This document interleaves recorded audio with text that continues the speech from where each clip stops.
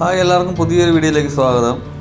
നമ്മുടെ ഇന്നത്തെ വീഡിയോ ഒരു പഴയ ചെയർ നമുക്ക് കിട്ടിയിട്ടുണ്ട്. ഒരു 10-20 വർഷം പഴക്കമുള്ള ചെയറാണ്. ഒരു ഉപേക്ഷിച്ച ചെയറാണ്. അപ്പോൾ ഇതിൻ്റെ കോട്ടിങ്ങൊക്കെ ആകെ ദ്രവിച്ചിട്ടൊരു വല്ലാത്ത അവസരമുള്ളത്. അപ്പോൾ അതൊന്ന് കളയാണ്ടാന്ന് വിചാരിച്ചൊന്ന് ചെറുത് പെയിൻ്റ് അടിച്ച് നോക്കാനുള്ളൊരു നന്നാക്കി എടുക്കാൻ പറ്റുമെന്ന് നോക്കുകയാണെന്ന്. അപ്പോൾ അതിനായിട്ട് നമ്മളൊരു റോൾ പേപ്പറാണ് എടുക്കുന്നത്. റോൾ പേപ്പർ ഇച്ചിരി ഹാർഡാണ്, അത് ഇച്ചിരി പാടൊക്കെയാവും. ഇത് നല്ല കട്ടിയിൽ അതിൻ്റെ ദ്രവിച്ചിട്ടുണ്ട്. അപ്പോൾ അത് പോകണമെങ്കിൽ റോൾ പേപ്പർ ഉപയോഗിച്ചാലേ പോകുള്ളൂ. അതുകൊണ്ട് റോൾ പേപ്പർ ഇട്ടാണ് വരയ്ക്കുന്നത്.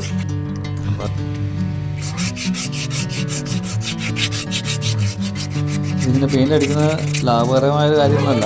നമ്മുടെ അടുത്ത് പെയിൻറ്റ് ഇരിക്കുന്നതുകൊണ്ട് മാത്രം അടിക്കുന്നതാണ്. പെയിൻറ്റ് മേടിച്ചടിക്കുന്നത് നഷ്ടമാണ്. അപ്പം ഇത് ഒരു നല്ല ചെയറാണ്, നല്ല സ്ട്രോങ് ആണ് ഈ ചെയർ. അതുകൊണ്ടാണ് ഇത് നന്നാക്കി എടുക്കാമെന്ന് തോന്നിയത്. ഇപ്പോഴത്തെ ചെയർ പോലെ പെട്ടെന്ന് പൊട്ടിപ്പോവില്ല, കാരണം അത്രയും വർഷങ്ങൾ നിന്നൊരു ചെയറാണ്, പൊട്ടിപ്പോവില്ല. അതുകൊണ്ടാണ് ഇത് പെയിൻ്റ് അടിച്ചാലും അതൊരു നഷ്ടമല്ല എന്നുള്ള രീതിയിലാണ് ഇപ്പോൾ പെയിൻ്റ് അടിച്ച് നോക്കാമെന്ന് വിചാരിച്ചത്.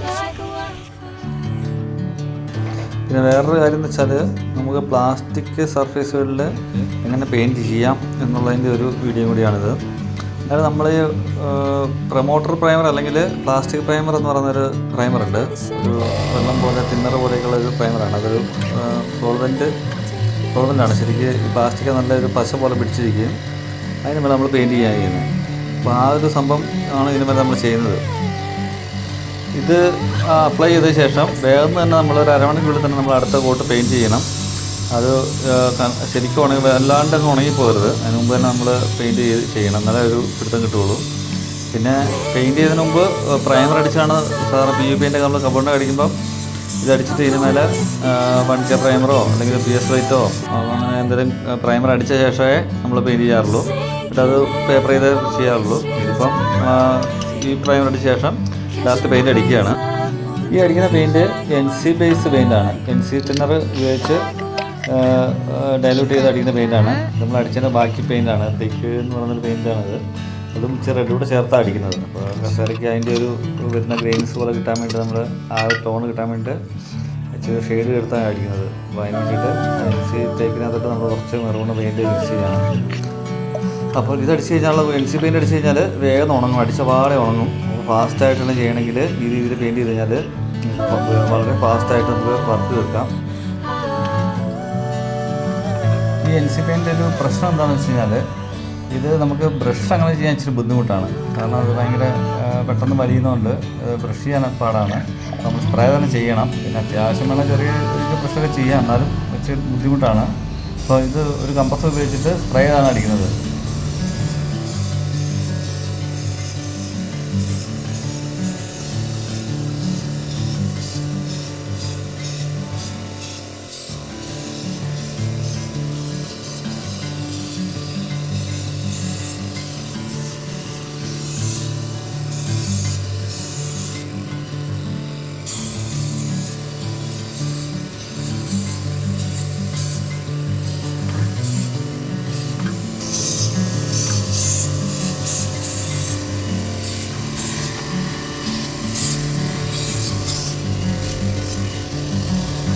അപ്പോൾ നമ്മൾ ആദ്യത്തെ പെയിൻറ്റ് ഏകദേശം അടിച്ചു കഴിഞ്ഞു.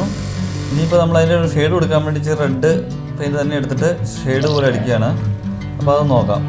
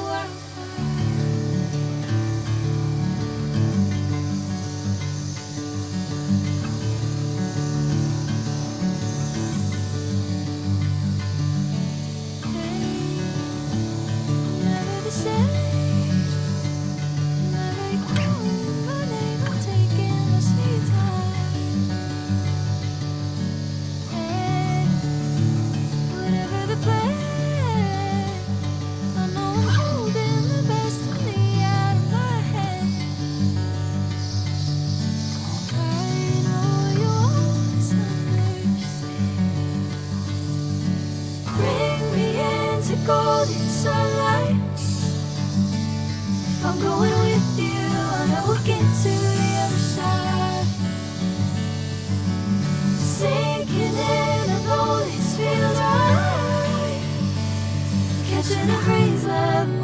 ഇപ്പോൾ ഏകദേശം റെഡ് കൊണ്ടുള്ള ഒരു ഷെയ്ഡ് കഴിഞ്ഞു. ഇനിയിപ്പോൾ അല്പം ബ്ലാക്ക് കൊണ്ട് നമുക്കൊരു ഷെയ്ഡ് ചെയ്ത് നോക്കാം.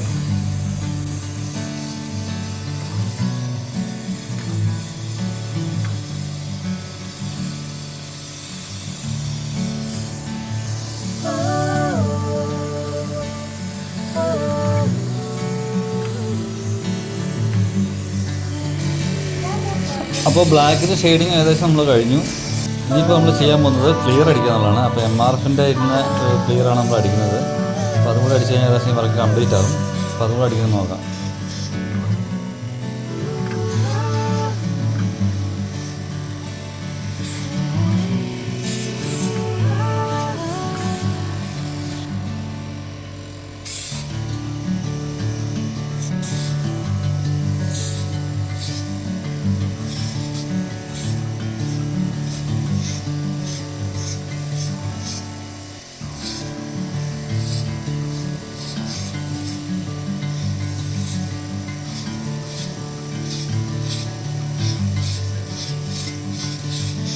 ഈ വർക്ക് ഏകദേശം ഇവിടെ കംപ്ലീറ്റ് ആയിക്കൊണ്ടിരിക്കുകയാണ്.